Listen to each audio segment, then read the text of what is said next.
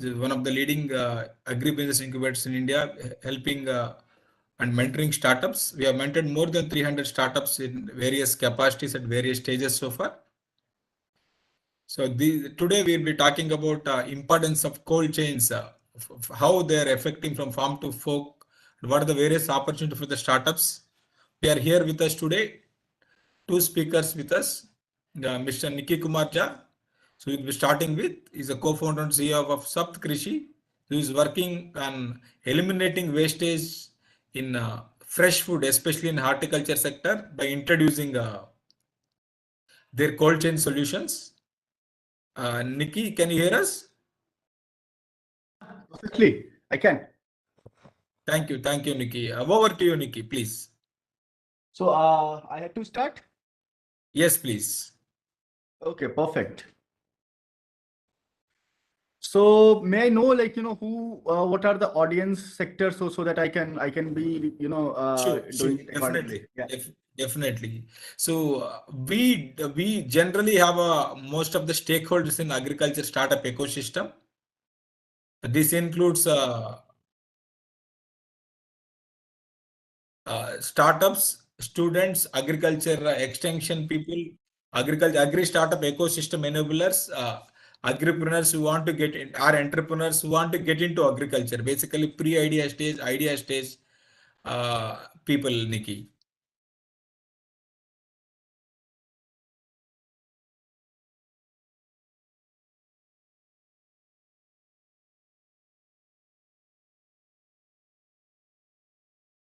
Nikki, can you hear me?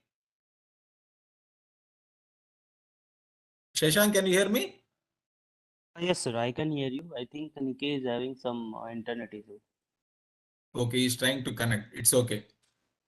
So meanwhile, I request all the participants who are here use question and answer section or chat, because we do it in a three-phased manner from first 11 to 11:20 and 11:20 to 11:40. First 40 minutes we'll have a sessions talk from both the speakers today.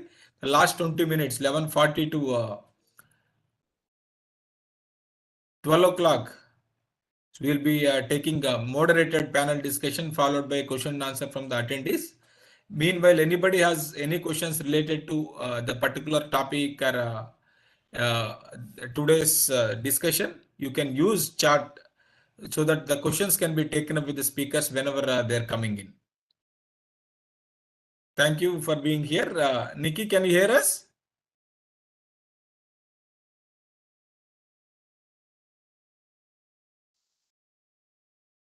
So if it is, I mean, it is taking, we'll wait for a minute. If some technical issue with Nikki, we'll be starting with our second speaker, Mr. Shivapurna Veeramachaneni from Avika.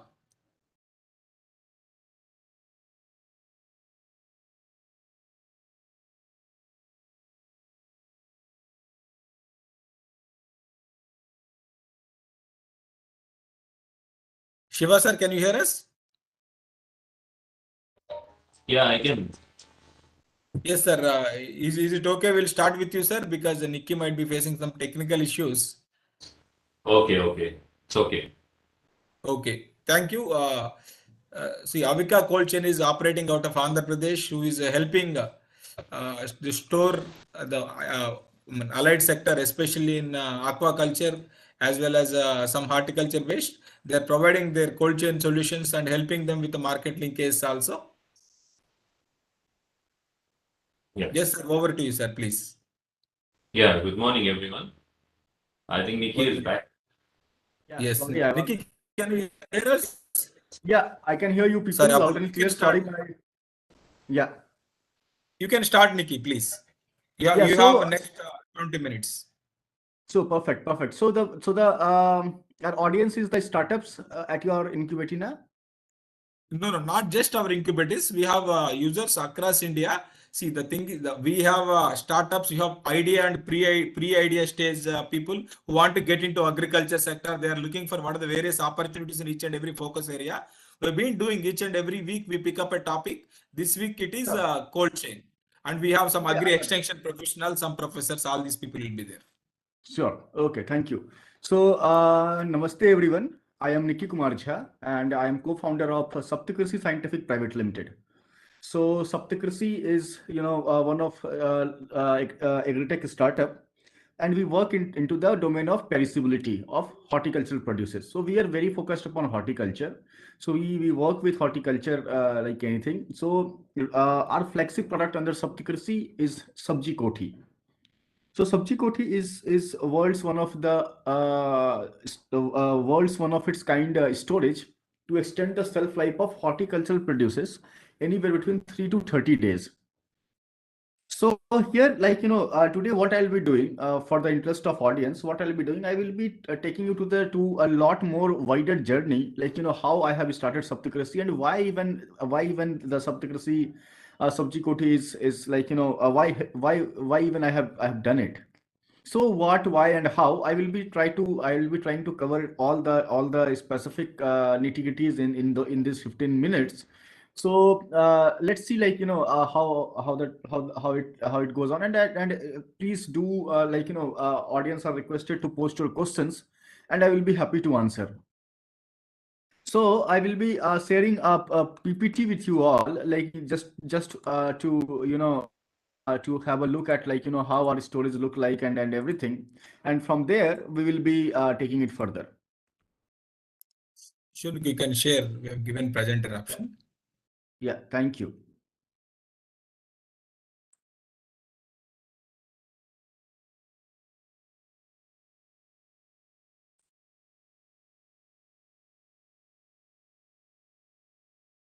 We can see it, Nikki. You can make it slideshow and start.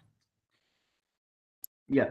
So basically, as you can see in the picture, our storage is our storage is called Sabji Koti, and the best part about this Sabji Koti is that it is one of the very affordable storage that doesn't require any kind of refrigerant, any kind of chemical, or any kind of preservative to extend the shelf life of fruits and vegetables anywhere between 3 to 30 days. Of course, it depends upon the nature of fruits and vegetables which you store.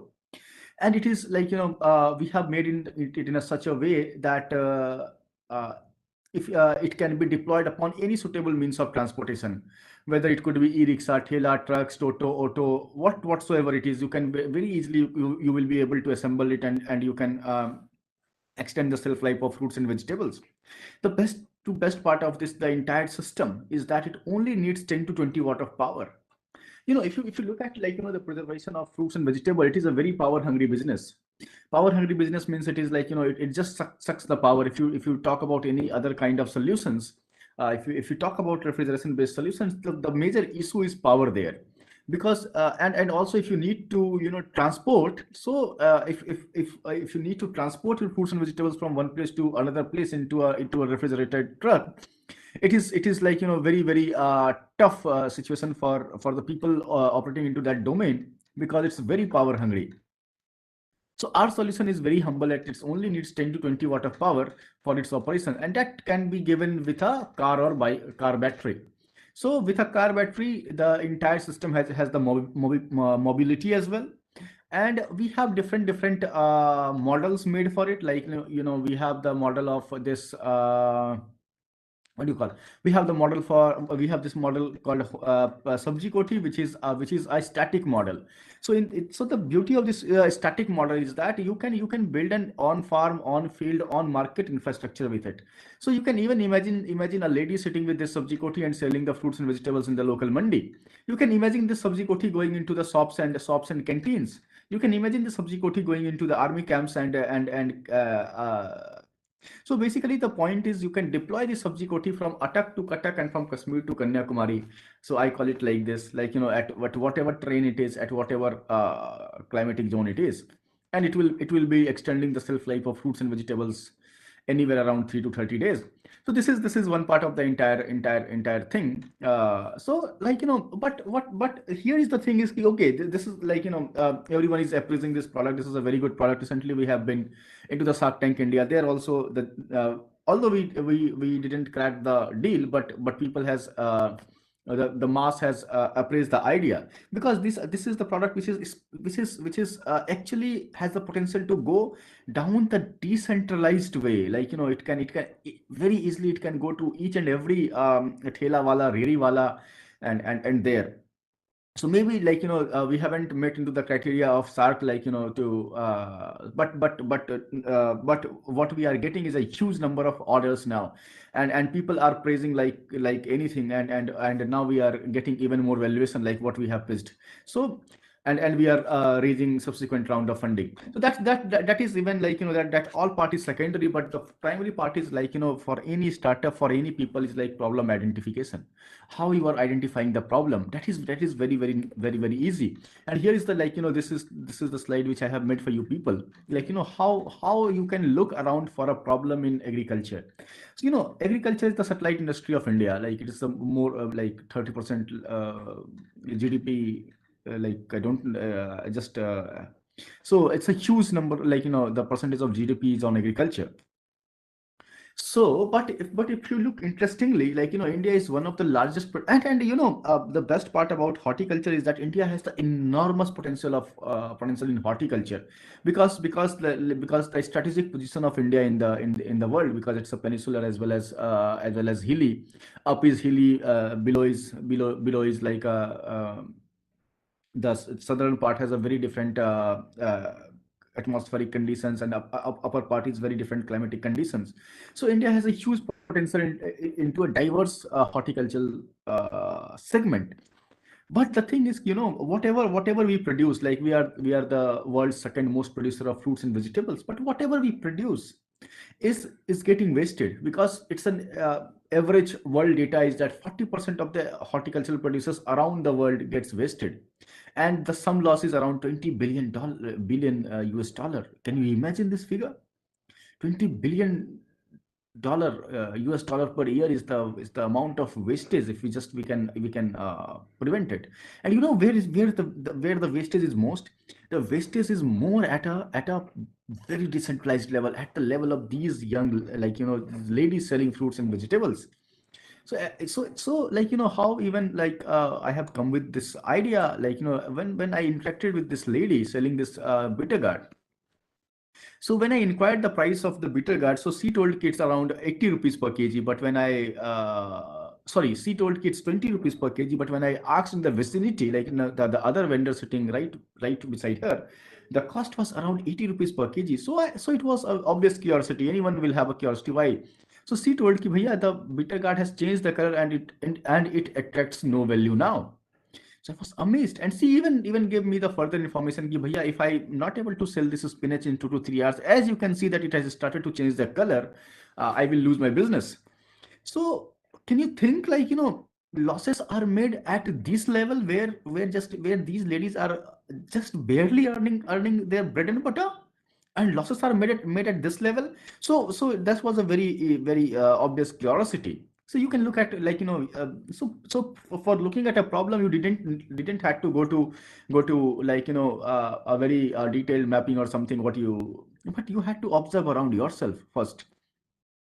So let me share you a very interesting story. So the story is that I had I had a very diverse technical background. If I had to speak for myself in a minute, so I'm an electrical electronics engineer, and I did my master's in ecology and environmental science, and I'm doing my PhD in design. So I had a very diverse technical background. So while I was doing my master's in ecology and environmental science, that too from the Nalanda University. So I had in masters there is a regular thing that you had to submit a dissertation or thesis, right? So that dissertation or thesis, you need to have a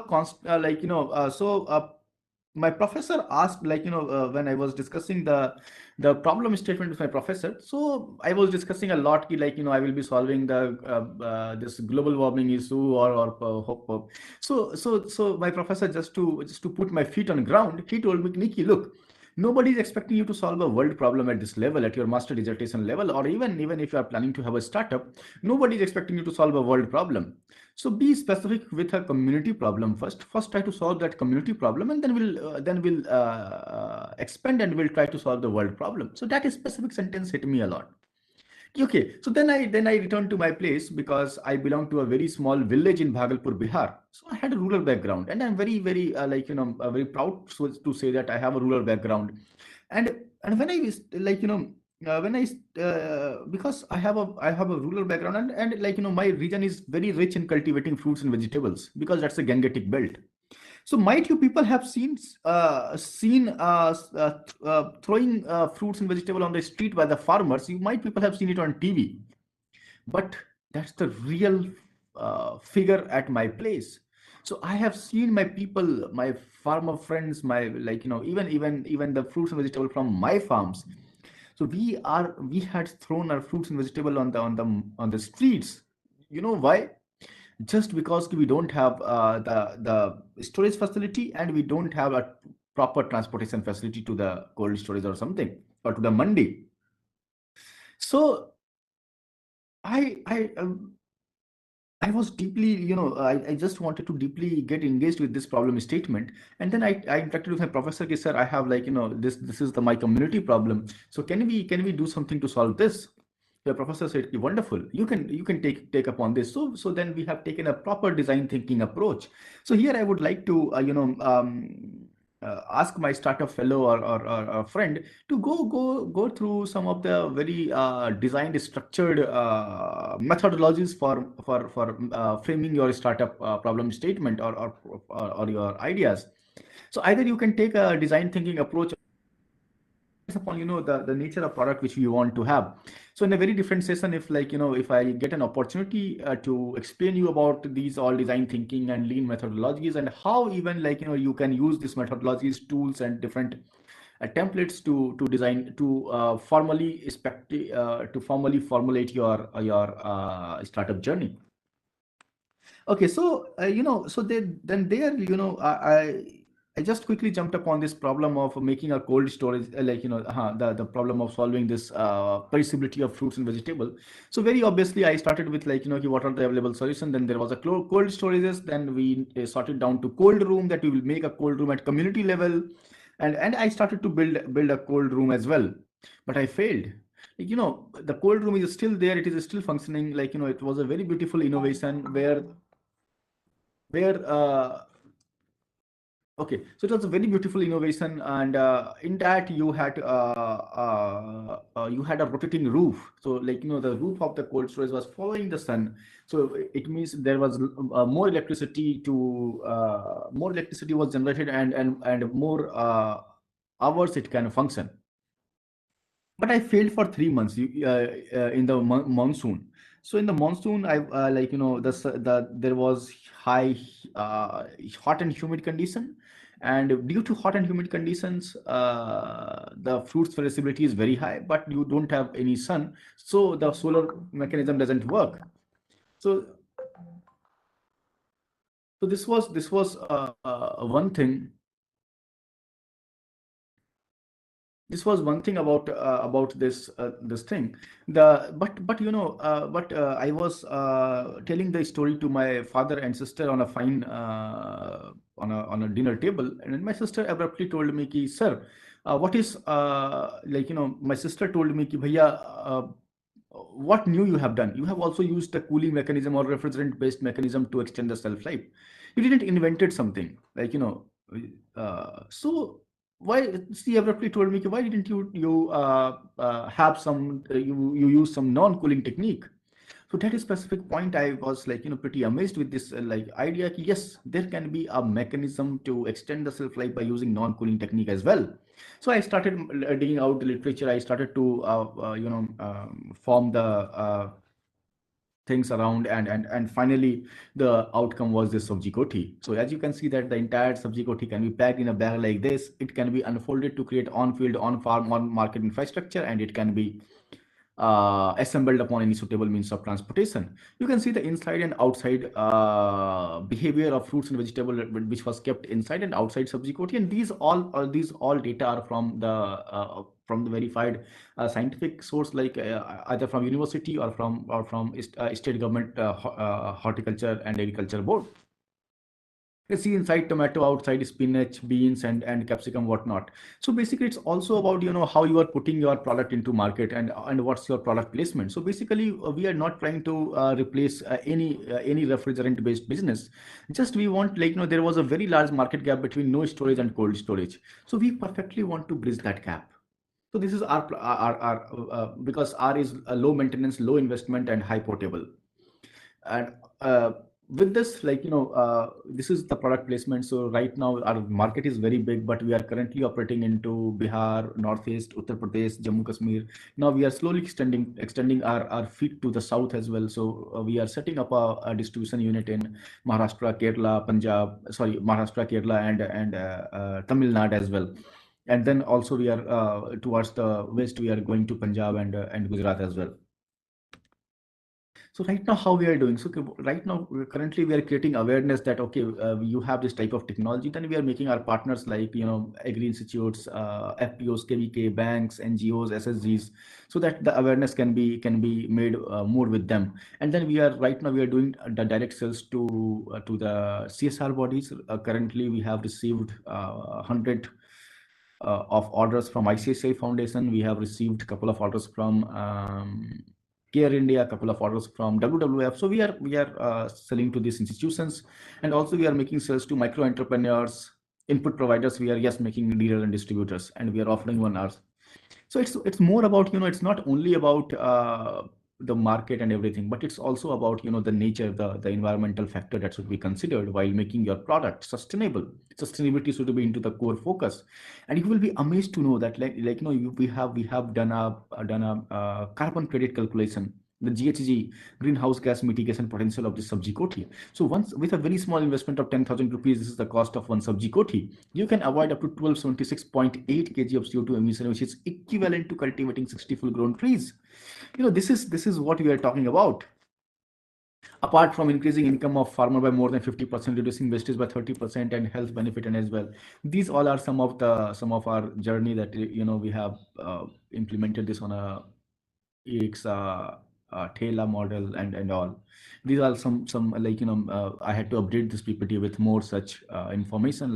We have now more than 1,500 pre-orders. We have delivered more than 200 orders. We have received third-party validation. We are the winner of numerous and prestigious awards around the globe from United Nations ministries and from WWF. So we are the winner of all these awards. So this is our beautiful team, the very competitive team. And thank you for all the patient listening. I hope I am on time. I had to finish it on time because time has its own limitation. Other speaker is also there. So thank you for this wonderful opportunity. Thank you, Nikki. Thank you for inspiring as well as a thought-provoking presentation. So we'll move to our next speaker for today, Shiva Veeramachineni, who is a managing partner of Avika Cold Chain operating out of Andhra Pradesh. So, sir, please, sir, over to you. Can you hear me, sir? Yeah, I can. Yes. Over to you, sir, please. You have next 20 minutes for you. Yeah. Good morning, everyone. And also, Nikki, we appreciate you. It's a great achievement. The end task of everything which we are doing regarding cold chain is to stop wastage. That's what you told. And most of the part which I need to tell also, you covered everything. So just give me a share option, please. Already given, sir. Given, huh? Next to video, there will be a button called share. You can click on that.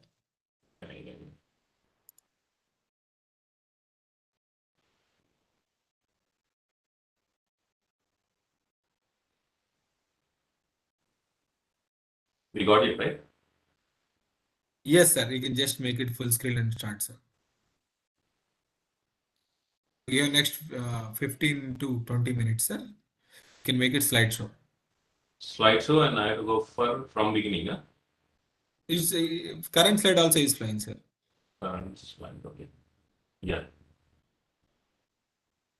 Yes, sir. Yeah, it's the same concept. You can see, sir, all good, please start. Yeah, it's the same concept of stopping the wastage. Regarding the farmers, we help farmers save their product going from wastage. Actually, these vegetables and fruits, everything, 30% of it is going waste every year. Like Nikki said, it's around 40 or 30, whatever it is. We, with the help of these cold storages, we process those vegetables and fruits, and we maintain them at a particular temperature so that the wastage goes down. And we provide the freezer vans to these farmers, helping them. And this is the thing, from the field, we provide them the inland transport and to the cold storage, again to the retail outlets. So the farmers, they can store their product until they get their desired uh, price also. Okay, as of now in the market, the most of the cold storages are used with this fish, meat, and seafood, mostly the marine foods, and 15% is dairy, and processed foods are 25%, and pharmaceuticals are 10%. Now the consumption is going on with the frozen foods. So in future and nearby future, even now we can see more processed foods, more frozen foods in the cities. So there will be a huge demand for these cold storages. What I'm talking about this cold storage is minus 20 degrees cold storages. And they are not talking about the traditional cold storages. That was a different one. Traditional cold storages, previously we used to see at the outskirts of the cities and the towns. They are very huge. They store the other products like mirchi and all. But this is the different one. Previously, these cold storages used to be only in the metropolitans. Now we can see in small towns and even every household, they are going with the small freezers. So if anyone is interested in this construction of the cold storage, I'll just give an outline how to go for the construction. It's nothing but we need an 450 to 500 square yards of land, and we need to prepare at least 40 into 40, an ideal room for the urban cold storages. We need to prepare a concrete floor, then place a layer of vitamin sheet and tar sheet, and again apply a 4 inch of concrete on the vitamin sheet and tar sheets. We do this because to prevent the escape of temperature, the cold temperature through the floor. So after that, we install panels around the room and we construct an anti-room. Anti-room is a room which is in front of the cold room. There we just, some customers, they pack their things and first they dump into the anti-room, and then from the anti-room to the main room, they take these products. Okay, after installation of panels, we place the indoor units and outdoor units along with temperature sensors inside the cold room, and which give us a temperature information from inside to the control panel, which is outside of the panel. And we also install a mezzanine floor. Mezzanine floor is very important because it provides air circulation. We construct the mezzanine floor with a sheet, actually, MS iron sheet or a GI sheet. We drill the holes in that, or we drill the grooves for air circulation, and we place the pallets on them. And on the pallets, we place these products, whatever we get. And pallets should be 1 feet away from the panels so that the air circulation will be good, and we also avoid the fall of the product on the panels and avoid the damage also. Considering the height of the products and their weight, we need to define ourselves how many boxes we are going to place them. And nowadays, all the marine products are getting in huge demand. So marine products will come in big boxes and with a lesser weight. Okay, blast cooling the processed foods, and then all these above what are the products we are getting into the new cold storage, they will be blast cool, and then they'll be sending into our cold storages. And inside the cold room, we also need lighting, which we use this LED lights. And after that, maintenance of cold room. This is very important for our profits, because we also need to cut down the wastage, power wastage and everything. Insurance and food certification certificates are must for this, who are going to install these new things. new cold rooms, and weekly cleaning of outdoor units with a blower and water in summer is very important. And compressor oil and gas top-ups are needed to be serviced once in every year. The gap between the panels and the pallets, as mentioned before, it's very important, and also the gap between the pallets and for our the way we have to go inside to place the products inside the cold storage. There should be a way, and it should be in between the pallets. And product which is coming into our store should be around minus 18 degrees, because we maintain around minus 20 degrees temperature in the cold store. So incoming temperature should be around minus 18. Otherwise, if it is around 15, minus 15 or 10 or something, our power consumption will be high. So there will be again increase in the power bill actually. We use 3.5 kV compressor capacities as of now. We are using these, and now there are so many other new products coming into the market, and we need one generator backup, and we need to provide a data logger to the customers, and we need some 4 units, and we can switch alternate units for the load correction, and that's what it's a load correction. We switch on 2 units now, and 2 units, the other 2 units in the night, so that there won't be heavy load on the 2 units. And there will be a temperature, the anti-room temperature should be around 4 degrees temperature. We should not open frequently to avoid the wastage of the cooling.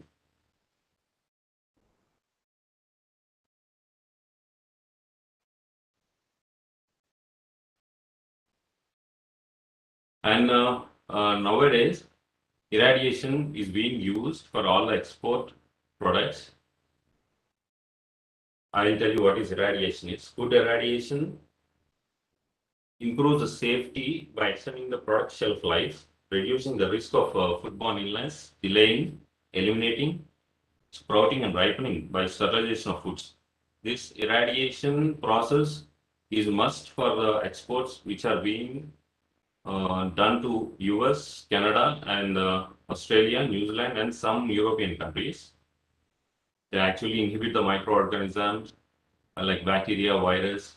They'll be destroyed slowly under these irradiation units. Presently, there were very few irradiation units in India, and now irradiation units are coming down south. There was the proposal for a new irradiation unit in Andhra Pradesh and also in some south states, for which when an irradiation unit comes into existence, there is a huge demand for these cold storages around it. Because before coming into the irradiation unit, the product should be stored in the cold storage around this, and they will allot us a time. After that, again, it comes back to cold storage after the irradiation, and then they'll pack and send it to whatever the country it is. But in India, it is only from 1994, and now it's becoming very popular because exports are being increased. And we'll have a logo after irradiation. We'll have a Radura logo. As you see on this banana, there is a logo. This is an irradiation unit, processed fruit. So this logo helps us in getting more orders from the other countries. And moreover, in this cold storage, there are ripening cold storages in which we write. This is a different subject from irradiation. After this ripening, these fruits go to irradiation unit. And this is a fruit ripening chamber where we place all these bananas in the trays and we release the gases like ethylene gas. These are all recommended from the government, and these are very safe and not harmful. This ripening is naturally, it's considered natural, and even the mangoes also. In market nowadays, we see these ripening chemicals. Those are very toxic and dangerous to our health, but this type of ripening is good actually. So the ripening temperature depends on fruit to fruit, differs from fruit to fruit. It is 14 to 18 degrees around, and it releases carbon dioxide during this process. So after 24 hours of placing these fruits inside the ripening chambers, after 24 hours, we need to open the doors so that air circulation will be done morning and evening also. It should be happening for the next 2 days. After 24 hours, again, with the next 2 days, it should be happening. Air circulation should be done morning and evening. Then the color changes. The fruit color changes on the third day, and it will be ended on the fourth day, so that it is ready. Fourth day, the fruit is ready, and you can send it to the market. These are the things which I thought to tell you about this functioning of the cold storages.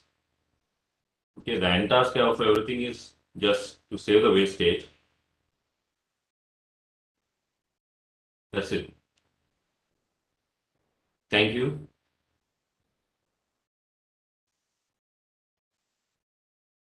Hello. Thank you, sir. Thank you very much. Yeah. Thank you. So first of all, I would like to thank both the speakers, Nikki as well as Shiva sir. So I agree that it's one of the area which we need to focus on. But one thing is very much important here is the cost of storage, because most of the farmers cannot afford. They would rather have see, you have that saying, one bird in a hand is better than two in the bush. So they would rather sell the produce quickly and realize at the later point of time are waiting for more money. How do you convince them, especially? So because the cost of everything will come with the cost. Of course, it can be allied sector and other farmers also, depending upon yours. We request you both, Nikki as well as Shiva, to address the same. We'll go in the same order of presentation so that it is convenient for us. We'll start with Nikki and followed by Shiva sir. Nikki, you are there? Yeah, I'm here. So what was the, can you repeat a question one more time? Please. The point was the cost of storage, whether it can be a one-time investment or it can be a storage rental. So it's always an additional cost for a farmer or any middleman or a producer. How do generally they go about it? What is your take on that? Yeah, so perfect. So this is one of those questions which we had to answer very frequently. So the thing is, the model which are experimented right away is like, it's usually the storage requires a lot of initial investment, or initial investment is very high, and then you have the power consumption as well. But with the more innovations coming in, with the more idea being coming into picture, so it is like we will be doing it with I have a lot of audio. Hello. Yes, sir. It's Yes, fine. sir, you can go on mute, sir. Shiva sir, you can go on mute. Whenever you talk, you can unmute, sir. I think a noise is from your end. Thank you, sir. Nikki, you can continue now. Yeah. So basically, the thing is, we will be doing it but we are very optimistic with that, with the problem of large amount of horticultural producers getting wasted just due to the high initial investment and high maintenance cost as well. So right now, but more innovations are coming into pictures, and we are very optimistic to reduce it. But the thing is key. Structured innovations need to be into picture. So structured innovation, what it means, that even the things should be the problem statement should be very well defined. So once you have well defined the problem statement, so then you can you can ideate, you can iterate, you can make prototypes, and then you can test it, and then again, based upon the customer feedback and services, you can iterate on it. So yeah, we are there's no fixed answer to this question, that why it is, but yeah. So but we are very optimistic that coming down the line, we will be able to solve this problem, and we will be able to the put down the cost to a minimum as we move forward. Yeah. Any next question? Hope I answered it. Yes, thank you, sir. Shiva sir, please. Yeah, your question is about the storage costs, right? And the storage cost for the ton per month will be around 2000. That means 2 rupees per kg. And the thing is, it is not too cost. It's not on a higher cost side because the wastage is reduced. The wastage reduced and this cost you can't compare actually. The wastage reduced will be more than what they are paying for the cold storage. That we have seen previously from this vegetable vendors. There was a new startup in Vijayawada like Zasket, which they supply vegetables to Guntur and Vijayawada people. It's a app application. These people they used to have initially they used to have a lot of wastage. After that, they thought they came to us and they asked us how to deal with this. Then we came up with the idea of going for differential temperature cold storage. That will be for vegetables. It will be from 5 degrees to 10 degrees. There won't be needed like minus 20, which will be having a higher bills, current bills. This will be on the lower maintenance side, and you will save a lot of wastage. And what you pay for it is also even cheaper than this 2000 per ton. Like it will be around 1500 to 1500, depending on the size of the storage and the other features which you are providing. I don't think farmers can't afford this because wastage will be they will get they'll get more yield actually. It's not more yield, they'll get more money. Instead of wastaging, they can pay at least 5% of that wastage to cold storages. That's what I can say. Shashank? Yes, sir. Yes, sir. Thank you, sir. Thank you very much. That answered pretty much on the question, 2 rupees per kg. So, but this 2 rupees per kg for how many days, sir? It's for a month. Okay, that's pretty much manageable, I think. Yeah, that's manageable. Okay, thank you. Thank you very much, sir. There are questions from our audiences here, sir. So what are the important challenges mostly is energy cost because cold chain requires a lot of energy consumption, which is in some states is very high, the cost of energy. So is there how do you see it as and is there any way you can overcome, sir? Is there any solution for it? There is nothing like new solutions, but we have to go for solar. Or otherwise, there are new products coming into market. Like we use this inverter ACs in our household things. The same new inverter technology, hermetic units are coming into market. They are a little bit higher on the price side, but when comes into the current bills, electricity bills, the saving will be on a huge higher side. So these are things we have to change actually. We need to accept those changes. We need to accept on the initial payment, what initial capital should be on the higher side. So you can think on the longer line on the higher side. Okay, sir. Nikki, there is a question for you dedicatedly. So what is your solution? Basically, the volumes you can protect. So if The you size. yeah, the size is like like we have made various models. One which is in production right now is 250 kg. The other is 500 kg. The other is 1000 kg as well. Then we have a cart model. Then we have an electric vehicle model. So there are a number of models which we have right now, and of course the cost varies as per the storage capacity or storage volume. So that is yeah, what it is. Okay. Thank you, Nikki. See, so apart from the storage, is there any particular training you provide to farmers or your vendors? So awareness creation programs, what kind of crops they should do? Are you creating any market linkages? Whoever is coming to you to store or for your solutions, are you helping them with any marketing linkages? Both can answer. So For Nikki, followed by Shiva. yeah, so basically yes. So we have our Saptakrishi app. Subjikoti app. So with the Subjikoti app, what we are doing, we are creating backward and forward linkages as well. So basically, whosoever like we identify we are going to identify the clusters where our storage are deployed, and with that we will be connecting the farmers to the either to input providers as well, and also to the agri processing industries. So we are in talk with different agri processing industries.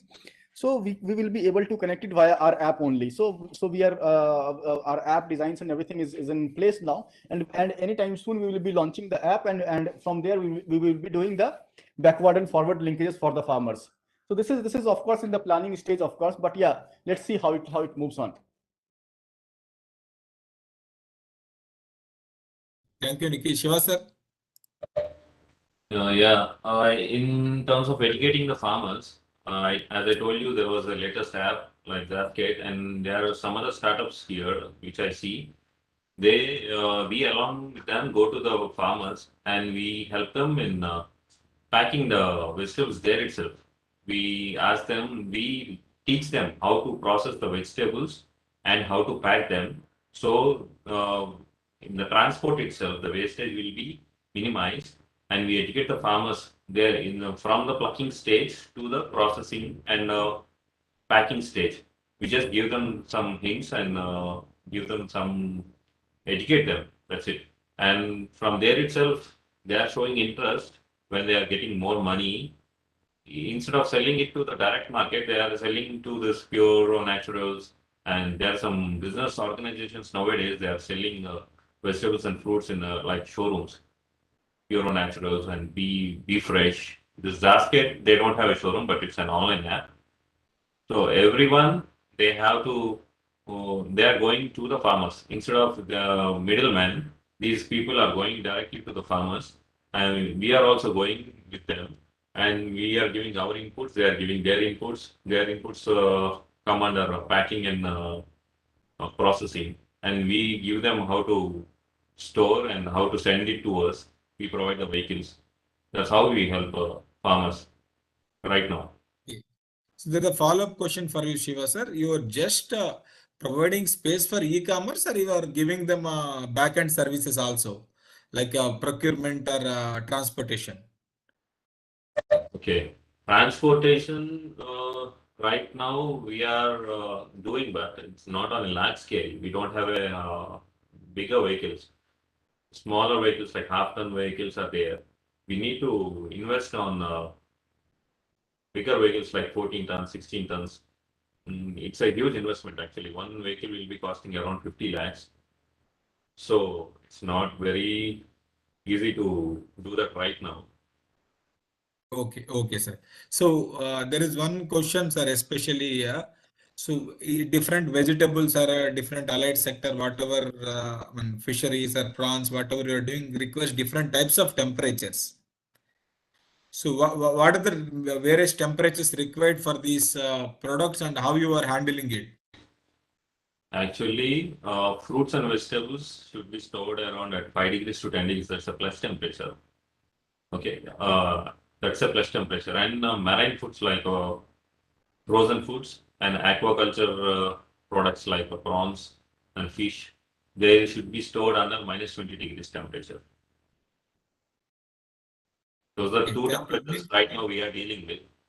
You are dealing with two temperatures at this point of time.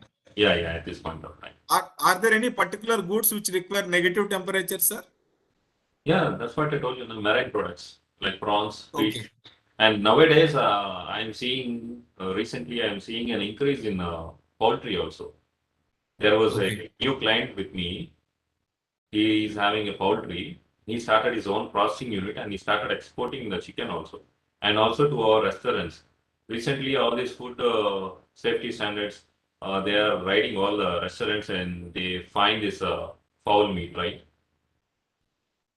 You have an idea, I think so. A lot of restaurants are being raided, and because of the lower standards of the meat, they are being seized. So now all the restaurants have turned into the frozen chicken meat. Now there is a huge demand here. Recently, I am seeing for the past 2-3 months, I am seeing in my store, these poultry farmers, they're coming. They are all together from 10 people. They are setting up their processing unit and packing unit, and they are giving us directly. And they are storing here around minus 20 degrees. That is also around minus 20 degrees. From here, the other persons, they'll take and they'll send it to restaurants and also for exports. And mainly to these shipping units also. Okay, thank you very much, sir. We'll get back to Nikki. Nikki, one quick question on the cost of your particular solution and how you are working on decreasing the cost for the future. Yeah, hi. I will be showing this product, like, I'm in my workshop now. So I'll show the product like just Great, great. Yeah, right.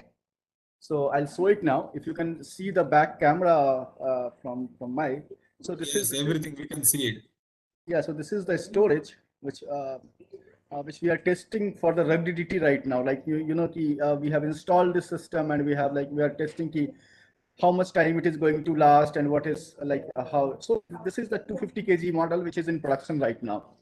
Okay, so you can see that it has a very beautiful reflective surface that reflects most of the sun rays. Then you have a device to create microenvironment. Here's a device to create microenvironment.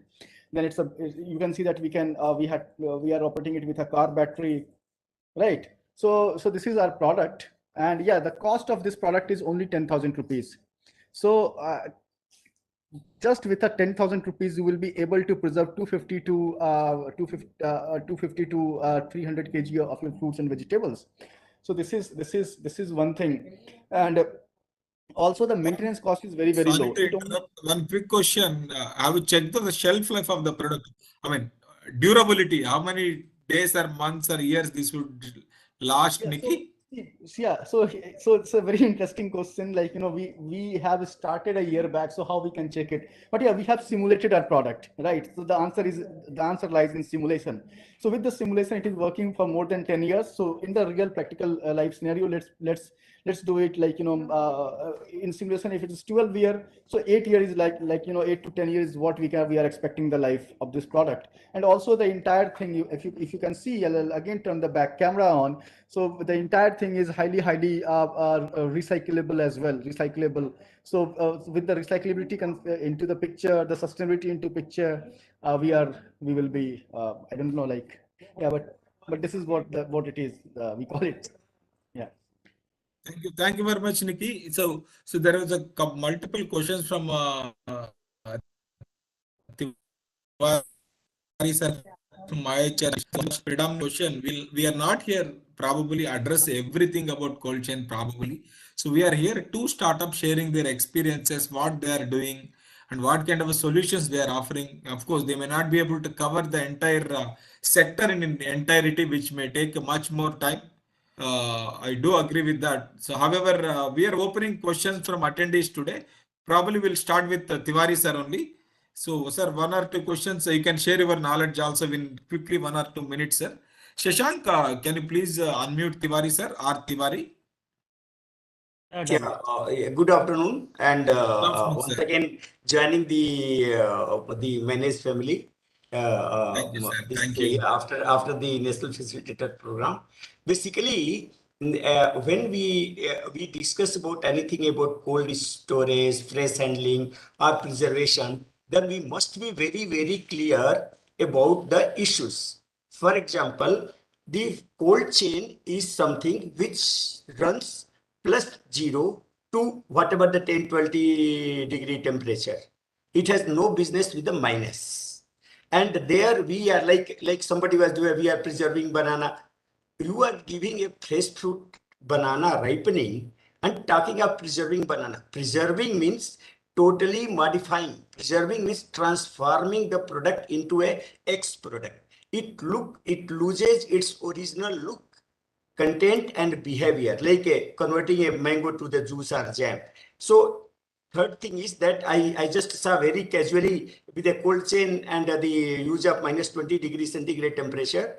The minus 20 degrees centigrade temperature is a frozen line.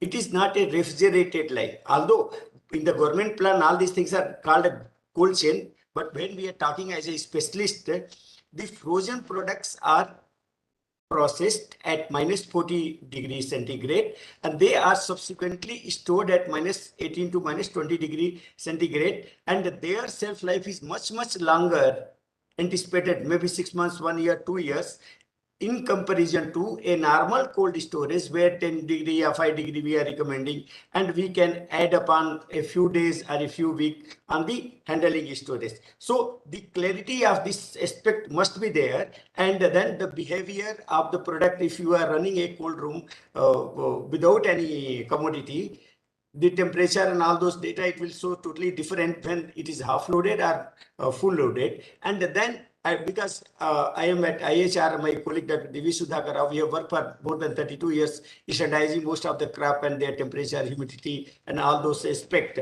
So this even the IHR has come out with a the solar powered van. You can see on IHR website, even solar powered e-rickshaw, where like the we can see one Tela kind of thing, and then now the e-rickshaw is solar powered with the humidity and the temperature control and all those aspects. So I suggest the speakers to also look into the what is IHR is doing, and be very careful about choosing the word while talking. Doing anything in the post harvest is not preservation or processing. Processing preservation is totally different aspect. Handling storage is not preservation. Okay. Thank you, sir. Radiation treatment of radiation is not preservation. When we are giving a radiation treatment a mango, it is not preservation. It is a radiation treatment of mango for fresh handling. Okay. So this is my submission. Thank you very much.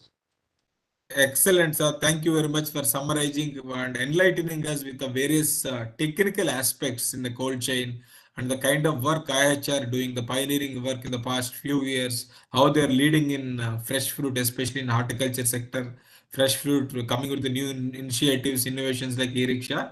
Thank you very much, sir. So we'll move to our next, we'll take 2 or 3 questions before we wrap it up. So we'll with Dr. Neeraj.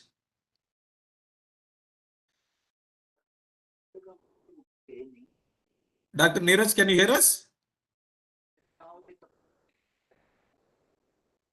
Hello. I think he'll go to the next one. We cannot hear him. Anupama Praharaj. Yes, sir. Anupam, please. You raised your hand. Do you have any question? Yes, sir. I want to ask that what is the role of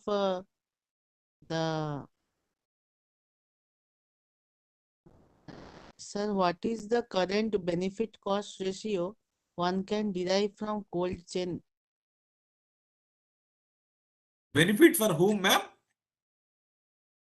Benefit for farmers as well as who are there in the business itself. Okay. What is the role of cold chain you were looking at, right? What is the role Yes. of cold chain for a farmer or a startups or any business? So I think Yes, sir. I think anybody would be able to know the basic thing, the first and foremost important. With the last 15-minute discussion and knowledge, I would say that reducing the wastage, that's the first and foremost thing. That's what cold chain does. Second thing, preserving some amount, some revenue for respective stakeholders. So in terms of money, if you are able to maintain the freshness of the fruit, so you can sell it at a proper rates when the market opens. So that is probably one thing. So we'll take one more question before we wrap it up, sir. We'll go with Siddhalinga Yadav Boyani, the first one in the list. Sir, can you hear us? Sir. Good afternoon. Yes, sir. Good afternoon, sir. If you have any question, please you can talk to our directly our panelists, sir. For starting the project, how much we have to invest in that, sir? Okay, you want to start a cold storage, how much you want to invest? I think Shiva sir will be the best person to understand. He already came out with the specifications. What is the minimum area you can do? What kind of a thing you could do? Probably you will spell out what kind of a cost it may incur. Please, sir. Yeah, it depends on the size of the cold storage and tonnage. For around 150 ton capacity for minus 20 degrees, it will be costing around 45 lakhs to 50 lakhs. And that too depends on this units, compressor units. As I told you previously when I was talking about these things, there are two types of, or more than two types of compressors, semi-hermetic, hermetic. So inverter hermetic. So depends on the cost. The cost increases if you go to hermetic, it's a sealed one. Inverter model, you'll get a low current bills, but initial cost will be going up. It will be more than 50 lakhs total cost. What I'm telling you is total cost with civil construction and units and panels inside the room. You can also go for multiple rooms at the same in the same site. It depends on how you plan. It will be around 40 to 50 lakhs per 150 ton. Thank you, sir. Thank you very much. So would like to thank both the speakers today, Nikki as well as Shiva sir, for being here, for sharing their knowledge. Would like to thank our Director General Manage, our Director Dr. Saran Raj, Director Agriculture Extension and CEO for Center for Innovation and Agripreneurship at Manage. So and, our team members who was helped in being it happen. Last but not the least, would like to thank all our attendees. So with their wonderful insights as well as questions, we made it very engaging. There are multiple questions we could not answer. We're going to share the email IDs of both the speakers. You can interact with them and take it forward. You can route it through Manage also. We have our own mail IDs is given. So we look forward to your presence again, same time at the next week, 11 o'clock next Saturday. Thank you very much. Have a great day ahead.